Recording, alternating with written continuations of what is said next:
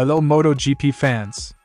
Welcome back to ZNGP Today. Marc Márquez left Sepang satisfied with the work done on the GP26.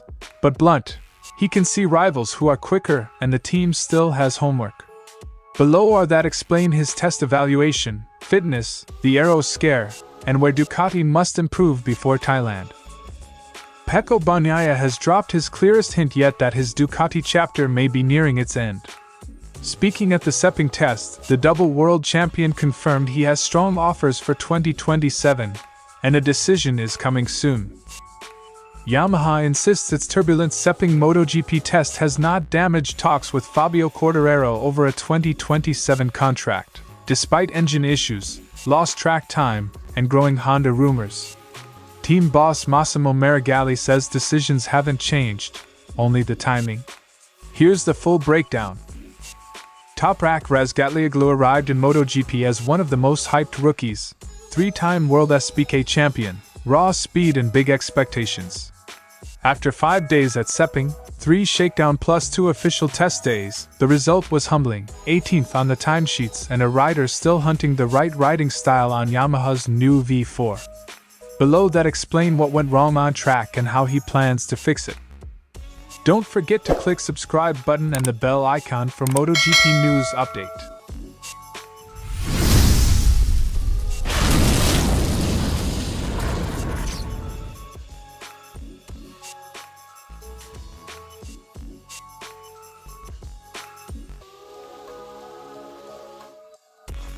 Across 3 days at Sepang, Marquez framed the test as a methodical, constructive exercise.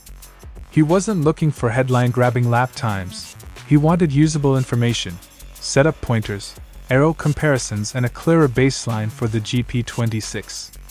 That's exactly what the team extracted: targeted runs, deliberate changes and telemetry that engineers can now analyze. For a rider coming back from significant injury, turning testing runs into clever information is the most valuable outcome.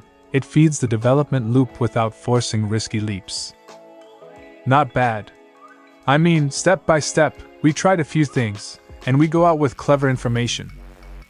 Sepang gave data, not definitive answers, and that's the correct first step. Marquez was honest about his bodywork across the test. He described an initially strong feeling that tapered as the days grew long and intense, exactly what a returning rider expects. Short, fresh stints show raw speed, longer, repeat laps test endurance and shoulder consistency. The takeaway is positive. The physical baseline is improving, but conditioning over full test days, and ultimately race weekends, remains a work in progress. Ducati's physical preparation and conservative mileage planning were therefore sensible priorities. The best physical feeling was on day 1 in the afternoon. Then, step by step, I was getting worse and worse. The engine is running but the fuel tank still needs filling, more laps, more recovery conditioning. Day 3 brought a small drama, a slide at turn 1 while trying a different aero package. Marquez said the crash was down to the changed balance the new aero introduced. That kind of sensitivity is normal. Modern aero can alter front/rear loads in subtle ways that catch even the best riders out. The important point is how the team responds. Review telemetry, compare fairings, and decide whether the performance trade-offs justify the risk. Marquez's controlled crash underlines why testing is for trying things you wouldn't risk in a race. It was a result of trying a different aero package, which changed the balance of the bike and caught me out. Not a catastrophe, an engineering data point with a clear lesson. Finally, Marquez stopped short of any swagger. He acknowledged the scoreboard. A few riders posted faster times during the test, and that's tangible motivation. He put the onus on the team to convert Sepang's learnings into race-ready pace for Buram, a test he called more important, because the Thai test precedes the race by only a few days. Ducati's short-term job is simple but hard: tighten the gap in single-lap speed and, crucially, in race pace consistency. But we need to improve because there are 2-3 riders who are faster than us. Clear-eyed, constructive, and challenge-oriented. That's the tone Marc left Sepang with. Sepang was a useful reset for Marc Márquez and Ducati, sensible progress, honest signals on fitness, a reminder about aero sensitivity, and a blunt wake-up call about rivals' pace. Now the work heads to Thailand, where the team will be judged on converting clever information into real, race-ready speed. Bagnaia's Ducati journey has defined the modern era of the Italian marque.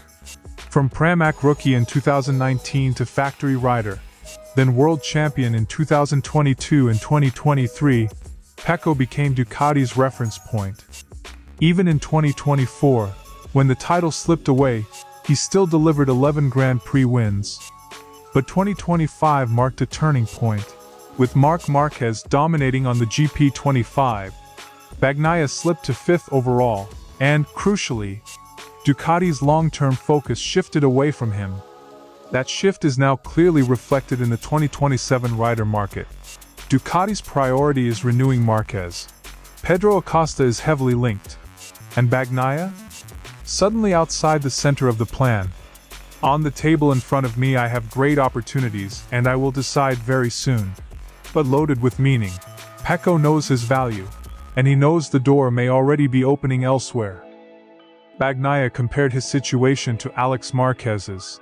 Multiple options, limited time, and a market moving fast. Yamaha and Aprilia are both searching for a proven title-winning leader for the new 2027 regulations. For Pecco, waiting for Ducati clarity could mean missing the strongest offers of his career. That's why this moment matters, not emotionally, but strategically. His tone wasn't frustrated. It was pragmatic. The language of a rider who understands timing is everything. We are more or less in the same boat. Loyalty matters, but careers are short, and decisions can't be delayed forever. While off-track rumors swirl, Bagnaia answered in the only way riders truly can, on the bike.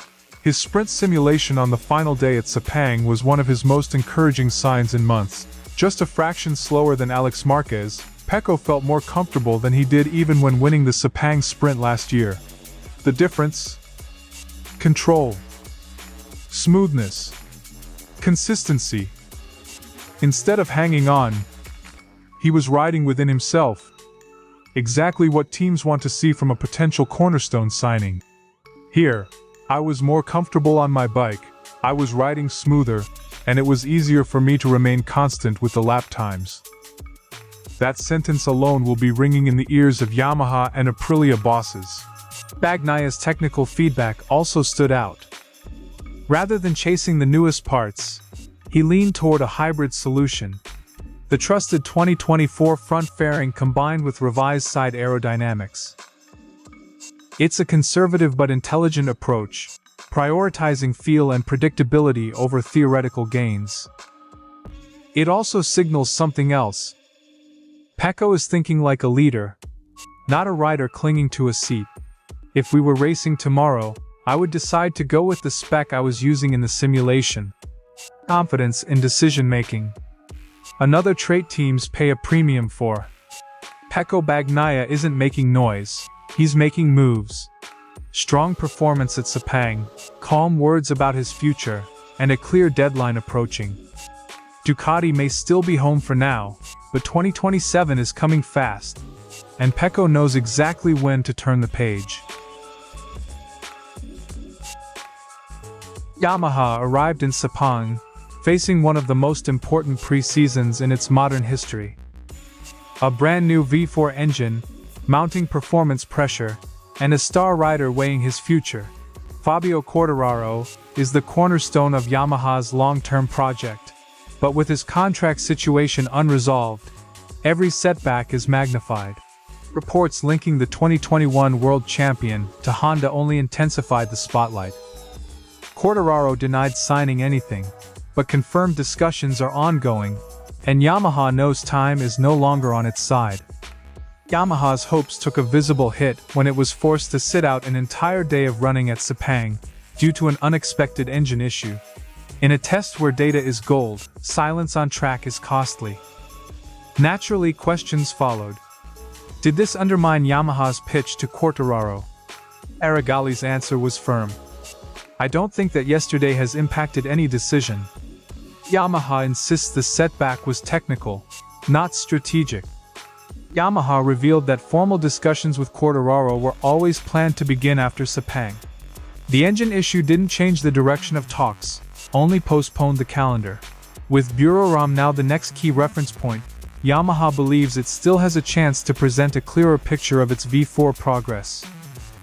We always said the discussions could start after this test. We've had to postpone those discussions to the next one. A delay, but not a surrender. Behind the scenes, Yamaha engineers were scrambling. The issue that sidelined the bikes wasn't something familiar, and that, according to Meregalli, made it even more alarming. Overnight collaboration between Japan and Europe proved decisive, with a solution found in time to resume running on the final day. While Yamaha refused to disclose details, it's believed the fix involved reducing engine revs to protect reliability.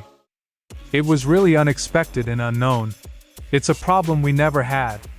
Relief. But also a reminder of how fragile a new project can be. Yamaha returned to action on the final day, with Alex Rins finishing as its top rider in 12th. Not headline-grabbing, but valuable. More importantly, Yamaha left Sepang believing the issue is resolved, and that Buriram will allow them to complete the work they couldn't finish in Malaysia. The most important thing is the problem looks solved. And what we were not able to do here, we will do in Buriram. Buriram now becomes more than just a test. It's Yamaha's next audition. Yamaha may say Sepang hasn't changed anything, but in MotoGP's ruthless rider market, perception matters as much as performance. With Quartararo weighing his future and rival manufacturers circling, Yamaha's V4 project must deliver clarity fast. Buriram won't just test the engine, it may test loyalty. The headline from Toprak's day is simple. He's learned things, but the learning hasn't yet translated into lap time. After limited previous outings on the M1, the Turk spent Sepang chasing a completely different rhythm. Suspension, throttle response, tire behavior, and those are slow payoff items. When a rider is still gathering basic inputs, the result is often middling times rather than sudden jumps up the order. I learned something but not much. Progress made, but not the kind that shows on the stopwatch. That's normal for a rider switching categories. It's uncomfortable, but it's part of the apprenticeship. A defining difficulty for Toprak is that the Yamaha V4 demands a different approach to cornering and throttle use than the superbikes he dominated. He's trying to remodel instincts that took years to create, and that's never quick. That work shows up as inconsistent sector times and tire degradation issues he can't yet control. The engineers in Toprak must align on suspension and setup to give him a usable platform. I'm still trying to change my riding style. Toprak's blunt analysis of the M1's behavior tells the engineering story in one line. The Yamaha asks for a corner entry and mid-corner approach unlike the superbikes. He described a need to ride like a Moto 2. Ride smoother with different throttle application, which is ironic because he's never raced in Moto 2. That gap between instruction and lived experience is the practical challenge. Jack Miller can explain the technique, but Toprak must make it his own on track. With this bike, you can't turn with the throttle. You have to ride like a Moto 2. The method is clear, the execution is the hard part. That's why setup tweaks, suspension, geometry, and tire management will be critical to bridge the gap. There's a human side to all this. A champion used to winning now sees himself far down the timesheets, and it's wearing on motivation. Sepang wasn't kind, engine problems earlier in the week limited mileage for the Yamahas, and a 1:58.326 lap. Toprak left him roughly 57.580 on the factory M1, and about 0.17s behind teammate Jack Miller's 1:58.156. For a rider used to leading, those gaps feel large, and that weight shows in candid words. It's not easy for me to see myself so far down the timesheets, especially after my experience in Superbike. Sepang was a baptism by fire for Toprak. New bike, new style, limited running and a tough leaderboard. The summary: he's learning, he knows what he needs to change, and now it's about converting those lessons into repeatable laps. Expect the next tests to be about suspension changes, tire work, and targeted coaching from Miller. Don't read too much into an early season timesheet, but do keep an eye on how quickly a 3-time World SBK champion can adapt when given the right tools and quiet focus. Thanks for watching ZNGP Today, and this is your MotoGP news update. And see you next time.